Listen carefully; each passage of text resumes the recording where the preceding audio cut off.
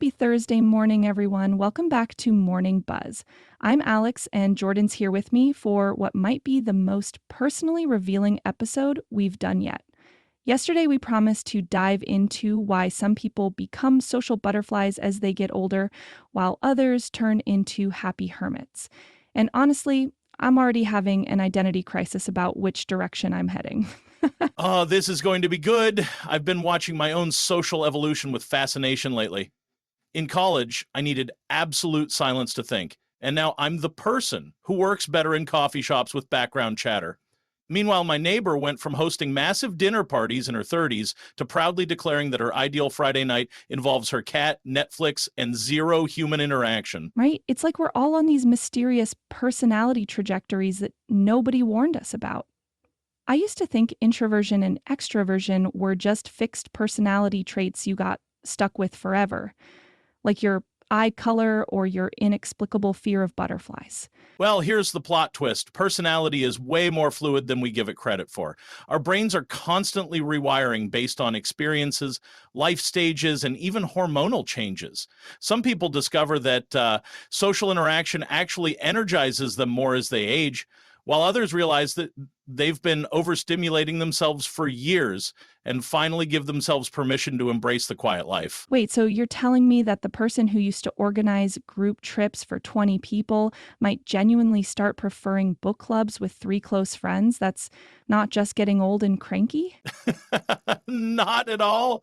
There's actually something called socioemotional selectivity theory that basically, as we become more aware of our finite time and energy, we get pickier about how we spend both.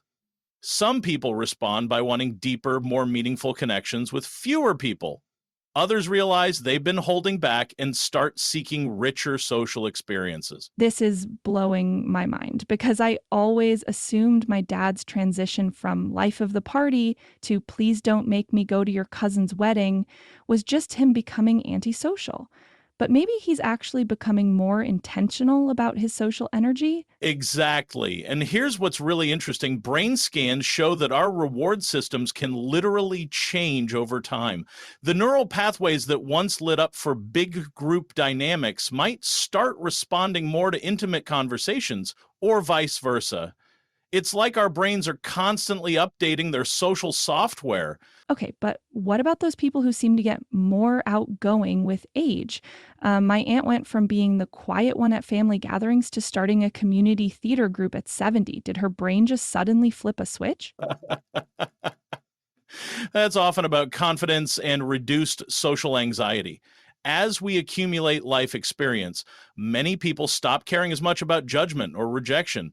They've survived embarrassing moments, figured out who they really are, and decided that life's too short to hide their personalities. It's like finally having the courage to turn up your internal volume. So it's not necessarily that our fundamental nature changes, but maybe we just get better at honoring what actually works for us instead of what we think we should want. Beautifully put. Plus, life circumstances play a huge role. Empty nesters might discover they have energy for socializing that was previously devoted to parenting. Retirees might realize they spent decades in jobs that drained their social batteries, and now they're ready to reconnect with people on their own terms. This makes me feel so much better about my recent obsession with hosting small dinner parties instead of going to crowded bars.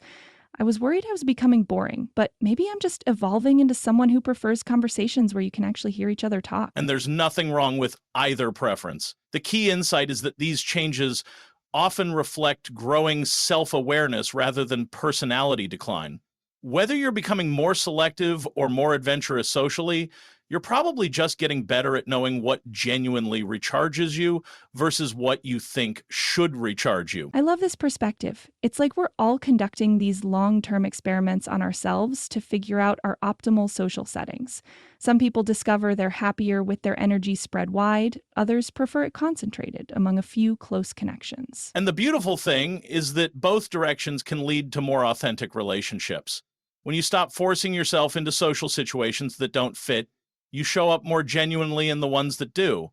whether that's a weekly poker game or a quiet coffee date with one friend. Speaking of authentic connections, tomorrow we're exploring why some people can detect when someone is lying through subtle voice changes, while others miss obvious deception even when it's pointed out to them.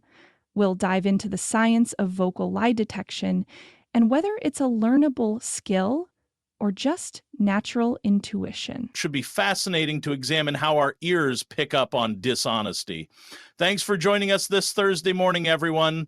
Whether you're evolving into a social butterfly or contented homebody, trust that your changing preferences are probably leading you toward more authentic connections. See you tomorrow for another ear sleeping discussion.